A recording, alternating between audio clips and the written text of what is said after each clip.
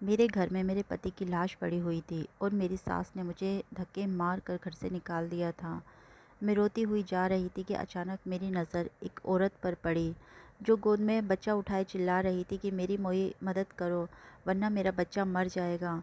मेरे पास उस वक्त कुछ नोट थे जो मैंने उसे दे दिए।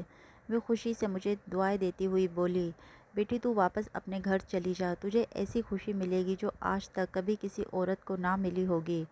मैं हैरान हुई कि भला मुझे क्या मिल सकता है, पर उस औरत की बात सुनकर मैं अपने ससुराल वापस आ गई। जैसे ही मेरी नज़र मेरे पति की लाश पर पड़ी तो मेरे सर पर आसमान टूट पड़ा। मेरे पति आज काम से जल्दी घर वापस आ गए थे। मैंने उनसे कहा जल्दी से नहा लीजिए, तब तक मैं खाना लगा देती हूँ। मैं और मेरी सास खाना खा चुके थे, सिर्फ मेरे पति ही बचे थे। मैं किचन में गई और जल्दी से फ्रिज खोला तो दोपहर की बची हुई सब्ज़ी थी। मैंने जल्दी से उस सब्ज़ी को गर्म किया और साथ में ताज़ी रोटियां भी बना ली। उसके बाद मैंने चूल्हे पर चाय के लिए पानी चढ़ाया, क्योंकि हम सबकी आदत थी कि खाने के तुरंत बाद हम सब चाय पीते थे।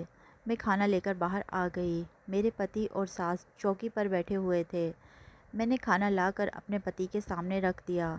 वे खाना खाने लगे। हम सबके चेहरे पर एक खामोशी थी, जबकि मेरी सास के चेहरे पर एक अजीब सी मुस्कुराहट थी जो मुझे कुछ गलत होने का संदेश दे रही थी। लेकिन मैंने इस ख्याल को झटक दिया। मैं नहीं जानती थी कि मेरी ज़िंदगी में आगे कौन सा तूफ़ान आने वाला है। मैं उठकर किचन में आई तो देखा चाय उबल चुकी थी। मैंने चाय कप में छानी और ट्रे उठाकर बाहर निकल आई, लेकिन आगे का मंजर देखकर मेरे हाथ से ट्रे नीचे गिर गई और ऐसा लगा कि किसी ने मेरी जान निकाल दी हो। मेरे पति चौकी पर लेटे हुए थे और ज़ोर-ज़ोर से अपना सीना मसल रहे थे। मेरी सास घबरा कर उनके हाथ पैर मसल रही थी और साथ-साथ कह रही थी, क्या हुआ आकाश, तुझे क्या हुआ? कुछ तो बता। मेरी सास चिल्ला-चिल्ला कर रो रही थी। उनकी हालत देखकर मैं भागते हुए अपने पति के पास आई और उन्हें देखकर मैं भी चिल्लाने लगी। मेरे पति का शरीर नीला पड़ गया था और उनके मुंह से सफ़ेद झाग निकल रहे थे। वे अपना गला पकड़कर बिन-बिन मछली की तरह तड़प रहे थे। इससे पहले मैं कुछ समझती या किसी को मदद के लिए बुलाती कि अचानक मेरे पति का शरीर सूखकर काटा हो गया और उनकी आंखों की पुतलियां भी बेजान हो गईं। 2 मिनट में मेरी पूरी दुनिया ख़त्म हो चुकी थी। मेरे पति मुझे और अपनी माँ को अकेला छोड़कर इस दुनिया से जा चुके थे। मेरे सब कुछ मेरे पति ही थे। उनकी इस तरह अचानक मौत ने मुझे जीते जी मार डाला था। मैं बिल्कुल खाली हाथ रह गई थी। उनके अलावा मेरे आगे पीछे कोई नहीं था। हमारे घर का शोर सुनकर पड़ोसी और मोहल्ले वाले भी हमारे घर आ चुके थे और आगे का मंजर देखकर वे भी हैरान हो गए। अचानक मुझे अपने आसपास घुटन का एहसास हुआ और मेरी आंखों के सामने अंधेरा छा गया। मुझे अपने आसपास की सभी चीज़ें घूमती हुई महसूस हुई। मैंने दीवार का सहारा लेना चाहा, लेकिन मैं अपने सुध-बुध खो चुकी थी और अगले ही पल मैं अपने शरीर के सारे वज़न के साथ ज़मीन पर गिर गई। मुझे होश आया तो मैंने खुद को अपने कमरे में पाया। मेरा सर अभी भी भारी था।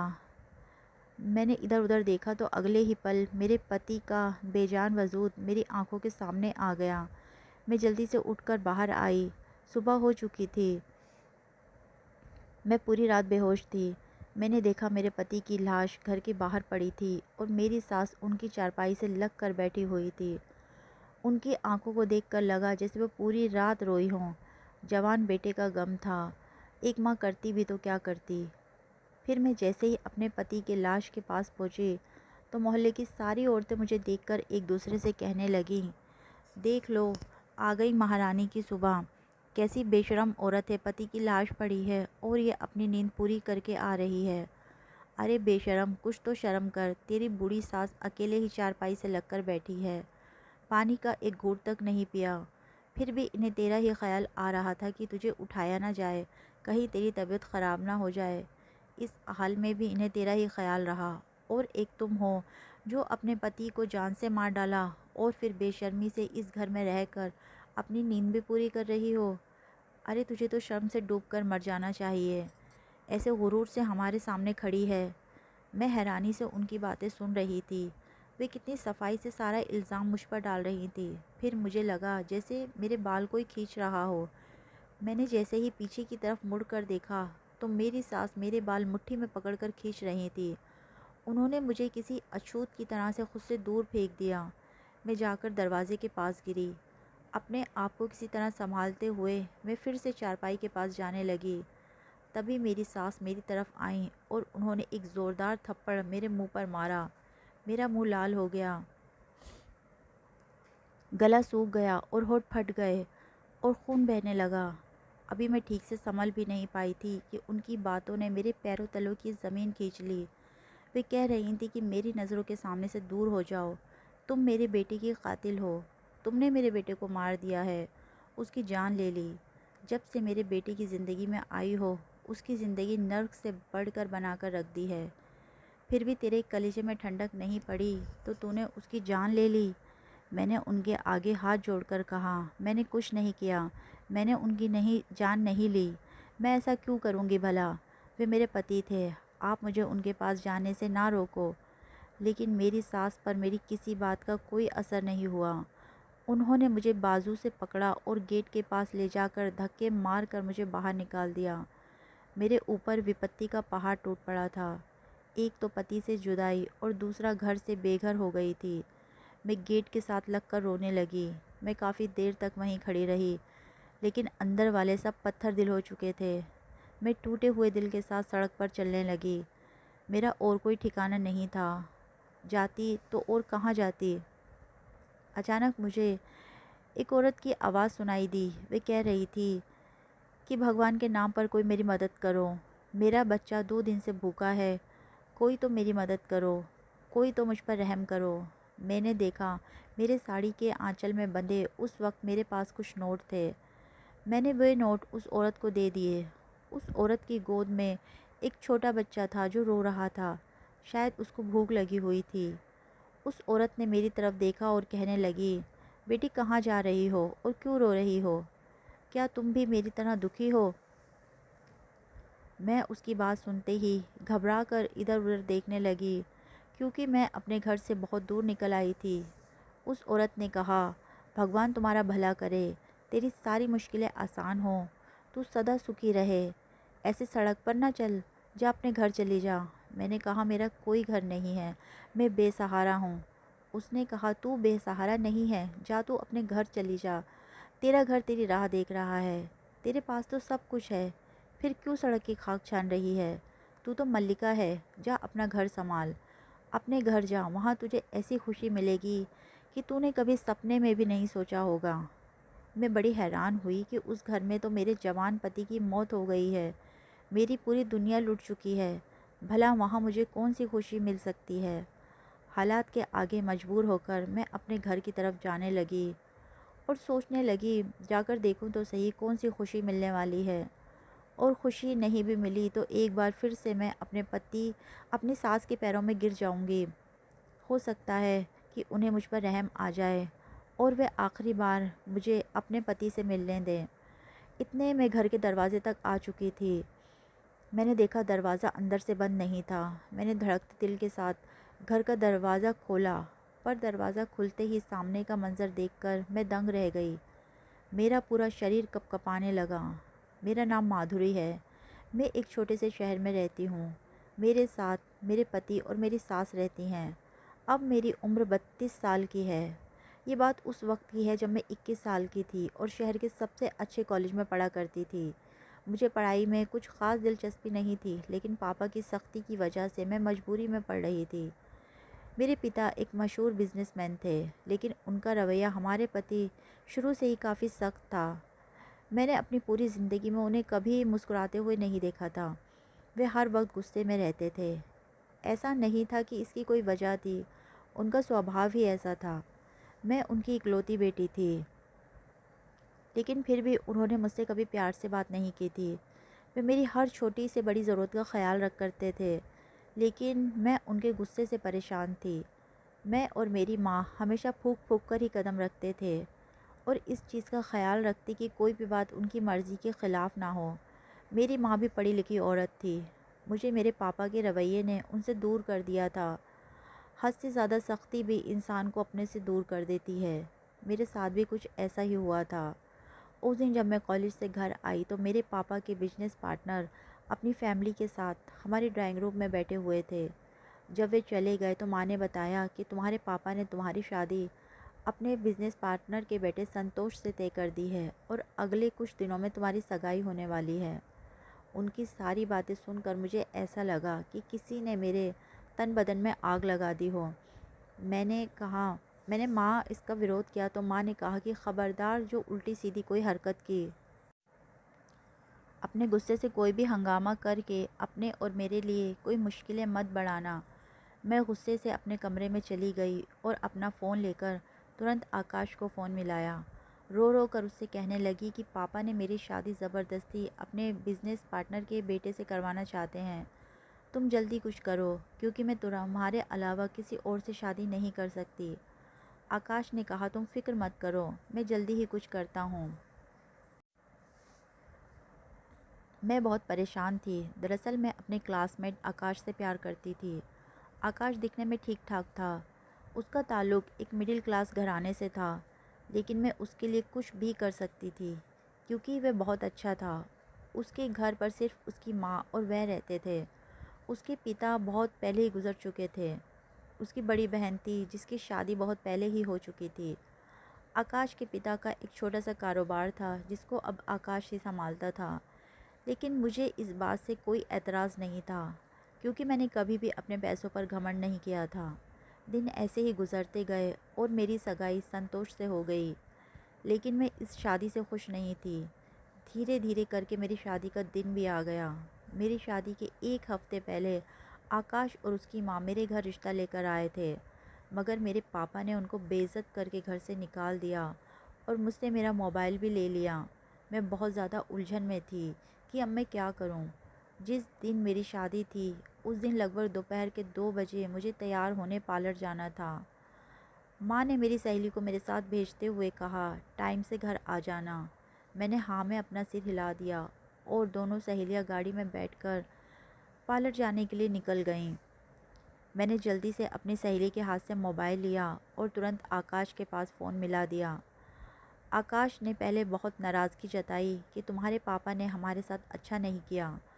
उन्होंने मेरी माँ की बेइज्जती नहीं करनी चाहिए थी, लेकिन फिर भी मैं तुम्हारी खातिर सब कुछ भुला देता हूँ।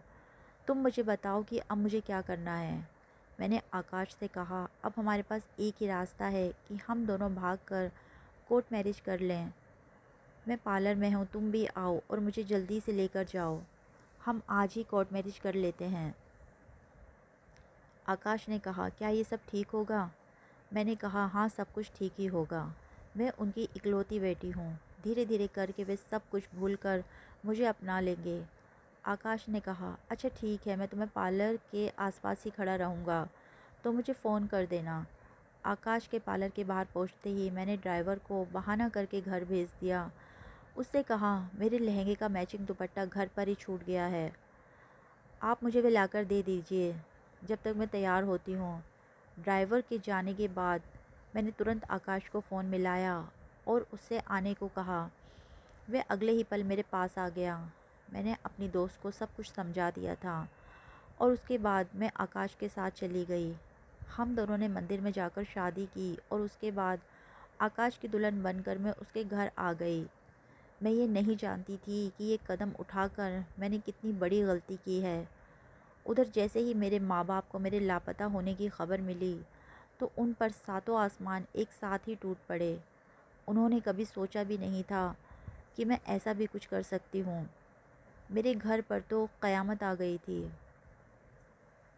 मेरे पापा उस वक्त मुझे जान से मारने के लिए निकले, लेकिन माँ ने उनका पैर पकड़कर कहा इतना गुस्सा मत करिए, वह हमारी इकलौती बेटी है, भले ही आप उसे माफ़ ना करें लेकिन उसकी जान बख्श दें, उसके साथ ऐसा कुछ ना करें। माँ के लाख समझाने पर पापा किसी तरह मान गए। मुझे आकाश के घर आए एक हफ़्ता हो गया था, लेकिन मेरे मायके में खामोशी थी। मैं ये नहीं समझ सकी कि तूफ़ान के आने से पहले हर तरफ खामोशी ही होती है। मैं सुकून से अपने ससुराल में ज़िंदगी गुजार रही थी। मेरी सास बहुत अच्छी थी, ज़िंदगी बहुत अच्छे से गुजर रही थी। मैंने अपनी पढ़ाई छोड़ दी थी, लेकिन आकाश ने अपनी पढ़ाई जारी रखी और साथ साथ वे अपना काम भी करते थे। मेरी सास पड़ोस के कपड़े सिला करती थी। मैंने भी उनके साथ रहते रहते सिलाई सीख ली थी। मेरे ससुराल वालों की स्थिति बहुत अच्छी नहीं थी। मुझे शुरू में परेशानी हुई, लेकिन धीरे धीरे मैं वहाँ एडजस्ट हो गई थी। इसी तरह हमारी शादी को 6 महीने गुजर गए। आकाश मुझसे अक्सर कहता था, तुम उनकी इकलौती बेटी हो, वे तुम्हें याद करते होंगे और अब तक तो उन लोगों ने तुम्हें माफ़ भी कर दिया होगा। लेकिन मेरे अंदर इतनी हिम्मत नहीं थी कि मैं अपने पापा के गुस्से का सामना कर पाती। उनकी बातों को मैं हर बार कोई ना कोई बहाना करके टाल देती। खैर, दिन गुजरते जा रहे थे। आकाश का रवैया भी मेरे प्रति कुछ अजीब सा होता जा रहा था। मैं उनसे उनके रवैये के बारे में पूछना चाहती थी। फिर सोचा हो सकता है काम का प्रेशर ज़्यादा हो, इसलिए परेशान हो। उस दिन भी हर रोज़ की तरह आकाश नाश्ता करके अपने काम पर चले गए थे। पीछे से मैंने अपने सारे काम निपटाए और सुकून से बैठ गई, क्योंकि अब मेरे पति को रात को ही घर आना था। कुछ देर बाद मैंने दोपहर का खाना खाया और फिर मैं और मेरी सास ने भी खाना खा लिया। खाना खाने के बाद मैं अपने कमरे में जाकर आराम करने लगी। तभी मेरे कानों में मेरे पति की मोटरसाइकिल की आवाज़ सुनाई दी। मुझे बड़ी हैरत हुई कि वह आज इतनी जल्दी कैसे आ गए। मैंने जाकर देखा तो वे मेरी सास के पास बैठे हुए थे। उन्होंने आकाश से जल्दी घर आने की वजह पूछी तो आकाश ने कहा, आज कॉलेज की भी छुट्टी थी और दफ्तर में भी कुछ ख़ास काम नहीं था, इसलिए जल्दी आ गया। मैंने अपने पति के लिए खाना निकाल कर रख दिया और उसके बाद किचन में चाय लेने आ गई। वापस आई तो देखा मेरे पति आकाश मर चुके थे। मैं ये मंज़र देख ना पाई और बेहोश हो गई। जब मुझे होश आया तो सुबह हो चुकी थी। मैं अपने मरे हुए पति के पास जाना चाहती थी, पर मेरी सास ने मुझे ये कहकर उनके पास जाने नहीं दिया कि तुम कातिल हो, और यही कहकर उन्होंने मुझे घर से बाहर निकाल दिया। मैं रोते हुए सड़क पर जा रही थी कि तभी मेरे कानों में एक औरत की आवाज़ आई। उसे मदद की ज़रूरत थी। मैंने उसकी मदद की तो उसने मुझे दुआएं देते हुए घर जाने को कहा और साथ में ये भी कहा कि घर जाने के बाद तुझे ऐसी खुशी मिलेगी जो आज तक किसी औरत को नहीं मिली होगी। उसकी बातें सुनकर मजबूरन मैं घर पहुंची और जैसे ही दरवाज़ा खोला तो सामने का मंजर देखकर मेरे होश उड़ गए। दरवाज़ा खोलते ही मेरे ऊपर फूलों की बारिश होने लगी। गुलाब की ताज़ा पत्तियां मेरे ऊपर गिरती जा रही थी। मैंने नज़र उठाकर देखा तो मेरे पति की लाश गायब थी और साथ ही साथ सारे लोग भी गायब थे। घर को फूलों की मदद से सजाया गया था। फूलों से दरवाजे से लेकर अंदर तक पहुंचने का एक रास्ता बनाया गया था। ये सब देखकर मैं बड़ी हैरान हुई कि ये क्या है। ये तो मातम वाला घर था। यहाँ तो मातम होना चाहिए था। तो ये सब क्या है? मेरे पति की लाश कहाँ गई? मेरी सास कहाँ गई? मुझे कुछ समझ में नहीं आ रहा था। मैं उन फूलों की पत्तियों से गुजरते हुए घर के अंदर पहुंच गई। मेरी सास के कमरे से बातों की आवाज़ें आ रही थी। अंदर से आने वाली आवाज़ सुनकर मुझे अपने कानों पर यकीन नहीं हुआ और मुझे उस औरत की सब बातें सच लगने लगीं। उसने सच ही कहा था कि मैं बेसहारा नहीं हूँ, बल्कि भोली हूँ। मेरी नाक के नीचे इतनी घिनौनी साजिश रची गई थी, लेकिन मैं बेखबर रही। कैसे मोहब्बत की आड़ में मेरे साथ इतना गंदा खेल खेला गया था। मुझे बेतहाशा खुद की कम अक्ल पर गुस्सा आ रहा था। मैंने एक शख्स को इतना मौका दिया कि वह आकर मेरी ज़िंदगी से खेल गया। मेरी सास मेरे पति से कह रही थी कि सारी तैयारी हो गई हैं, तुम जाओ और उसे कहीं से भी ढूंढ कर लाओ। मेरे पति ने कहा, मैं तो उसकी नज़र में मर चुका हूँ, वे कैसे आएगी मेरे साथ। फिर मेरी सास ने कहा, वे बहुत भोली है, तुम उसके सामने कोई बहाना कर देना, कह देना कि मैं बेहोश हो गया था तो लोगों ने मुझे मुर्दा समझ लिया, तो इसमें मैं क्या कर सकता हूँ। कुछ भी करके किसी भी कीमत पर उसे वापस लेकर आओ। तुम जानते हो ना, जिस मकसद के लिए तुमने उससे शादी की थी वह अब जाकर पूरा हुआ है। अब उसे ऐसे तो नहीं जाने दे सकते ना। कितना इंतज़ार किया था मैंने इस दिन का। मैं कितनी खुश थी जब तूने मुझे आकर बताया कि वह अमीर बाप की इकलौती बेटी है। मुझे क्या पता था कि उसका खड़ूस बाप इतना सख्त होगा। मैं यही समझती थी कि वह अपनी इकलौती औलाद को माफ़ कर देगा, लेकिन नहीं, उस बूढ़े ने तो सारा प्लान ही चौपट कर दिया। और इसको देखो, लैला बनकर तुमसे चिपट कर ही बैठ गई थी। मैंने तो तुम्हारी मौत का ड्रामा इसलिए क्या रचाया था कि उस पर इल्ज़ाम लगाकर उसे घर से निकाल दूंगी, क्योंकि उसके मायके से तो एक फूटी कोड़ी भी नहीं मिलनी थी। हम कब तक उसे मुफ्त में रोटियां खिलाते रहते। इसलिए मैंने जानबूझकर तेरे खाने में बेहोशी की दवा मिलाई और स्प्रे भी लगा दिया, और ज़रा सा तेरे चेहरे पर कट लगाया जिससे तेरी नाक और मुंह खून से भर गए। मैं घर में खड़ी उनकी बातें सुन रही थी। अभी और क्या क्या सुनना बाकी था। अगली बात सुनकर तो ऐसा लगा जैसे क़यामत ही आ गई। उस बात से तो पहले तो बस छोटे मोटे झटके थे। मेरी सास की अगली बात सुनकर मैं चकरा कर नीचे गिर गई। मेरे पति और सास ने दरवाजे की तरफ देखा तो उनके चेहरे पर खौफ के साए मंडराने लगे। उन्होंने मुझे उठाकर बिस्तर पर लेटाया। जब मुझे होश आया तो मेरा पति आकाश कमरे में बेचैनी से टहल रहा था। मैं तुरंत उठी और कहा, मुझे अपने माँ बाप के घर जाना है। मैं उनकी कोई भी बात नहीं सुने बगैर बाहर की तरफ बढ़ गई और अपने मम्मी पापा के घर जाने लगी। वहाँ पर पहुँची तो पता चला कि मेरे पापा एक हफ्ते पहले ही इस दुनिया से चल बसे हैं और अपनी पूरी प्रॉपर्टी मेरे नाम कर गए हैं। मेरी माँ मुझे देखते ही अपने गले से लगाकर रोने लगी। यही हाल मेरा भी था। दरअसल आकाश ने मुझसे दौलत के लालच में आकर शादी की थी। पहले तो सब ठीक रहा, लेकिन जब उन्हें पता चला कि मेरे पापा गुस्से में मुझे फूटी कोड़ी नहीं देने वाले हैं, तो उनका दिल मेरी तरफ से खट्टा हो गया। दोनों माँ बेटे मुझे निकालने की वजह ढूंढने लगे, और जब उन्हें कोई वजह नहीं मिली तो अपने मरने का ड्रामा ही रचा बैठे और मेरे ऊपर इल्ज़ाम लगाकर मुझे घर से बाहर कर दिया। मेरे घर से जाते ही उन्होंने किसी से खबर सुनी कि मेरे पापा मर गए और अपनी पूरी प्रॉपर्टी मेरे नाम कर गए, तो ये खबर सुनते ही मेरे पति उठकर बैठ गए।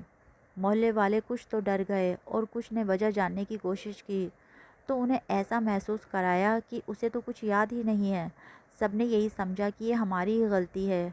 हमने बेहोशी को मौत समझ लिया। एक एक करके सारे लोग वहाँ से चले गए।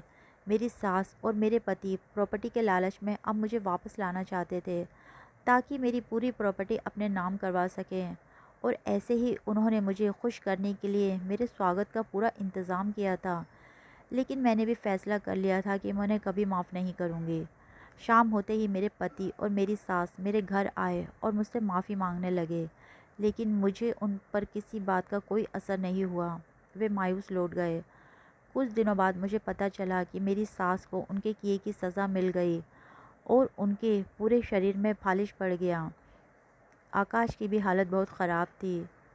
उसकी हालत देखकर मेरा दिल खून के आंसू रोता था। चाहे उसने मेरे साथ जो भी किया था, लेकिन वे मेरी मोहब्बत था, इसलिए ना चाहते हुए भी मैंने उसे माफ़ कर दिया। मेरी सास और मेरे पति दोनों बहुत बदल गए हैं। उनकी ज़िंदगी से दौलत का लालच ख़त्म हो चुका है। 2 साल बाद भगवान ने मुझे एक खूबसूरत बेटा दिया और मैं हंसी खुशी अपनी ज़िंदगी भी गुजार रही हूँ। दौलत का लालच इंसान को अंधा कर देता है। वे संभलता तो है, मगर ठोकर लगने के बाद।